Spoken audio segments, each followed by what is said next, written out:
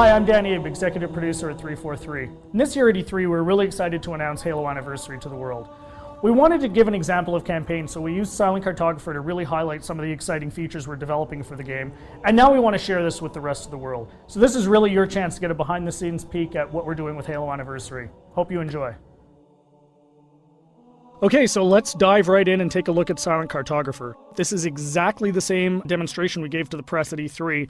In fact, this is exactly the same build. So the exciting thing is that this build has come a really long way since we showed this at E3. It's kind of funny for me to look at it now and say, hey, the game looks much better now. So the first thing you're going to see immediately on the fly-in is the graphical upgrade. I mean, the game looks fantastic. We spent a lot of time really lovingly bringing this into the current generation and, working very hard to make sure that this looks like a current generation title, something everyone can look at and just say, wow, this game looks fantastic. But the big test is really, how does it feel? So let's take a look. So we're going to charge the beach here. First thing you're going to get a taste of when you pick up this game and start playing is that this plays exactly like the original. That was a core development principle for us, is this game needed to play exactly the way it did 10 years ago. I mean, this is the game that launched a generation of shooters, so we had to make sure that that feeling was identical to that experience that everybody remembered 10 years ago, because this is really a gift to the fans. This is a way to relive the experience of playing Halo 1 for the first time, so we really wanted to make sure it was identical. And the way we did that was actually a fun technical trick. We're actually running portions of two engines at the same time. So the underlying code, the code controlling how the game feels, how the AI reacts, all of that stuff, is a lot of it's the original Halo 1 code, and that was really the best way for us to ensure that the game played exactly the same as it did 10 years ago. But on top of that, we've layered a new graphics engine that allows us to, make the game look fantastic and look like a current generation title. So it's really a great mix of the two. So at the end of the day, your Halo fan gets a game that plays exactly like they remember, but looks like a current generation title.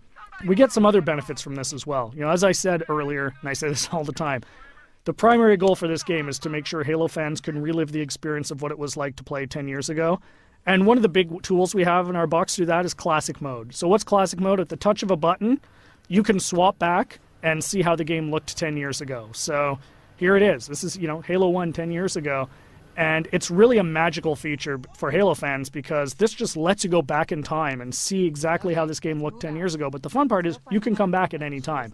So Classic Mode gives you the ability to go back and forth whenever you want at the campaign. So one of the things that's fun to do is get out to a spot like this that, just looks beautiful. You've got the water, the sun reflecting over it, the Halo ring in the background, and say, hey, what did this look like 10 years ago? Touch a button, and there it is, right? I mean, it's really, really, really a lot of fun to go back and forth between the two modes. And this is something I personally get the most excited about. And I think, the fans are really going to love it too. This was definitely a big win at E3. As you can see, the other benefits you get from the new version is you've got the splash effects, the dust effects as you get back onto the beach. The game just looks great. The other thing that's fantastic is for the first time, we're going to have co-op over live for the campaign. So you can hop onto the Warthog with a buddy and just plow through this game and, start mowing down grunts and elites and, just team up with a friend. Get on, go, hook up on live and play through the campaign together. And, we think people are really going to love that too. I often say, what would Halo 1 be without the Magnum? And, of course, the Magnum's back. Everyone remembers that fantastically overpowered pistol that just enabled you to walk through and just mow through hordes of enemies. Tremendous amount of fun. So, we're excited to bring that back as well. Again, you can see the game plays exactly the same as it did. Cannot highlight that enough. That was really, really important for us to make sure that this game played the same as it did, because this is really an iconic game. This is the game that convinced a lot of people, myself included, that you could actually have a fun first-person shooter experience on the console. I mean, I was a hardcore PC shooter guy, who said you're never going to make a game on the console that is going to, make me want to play. And this is the game that changed my, my impression of it.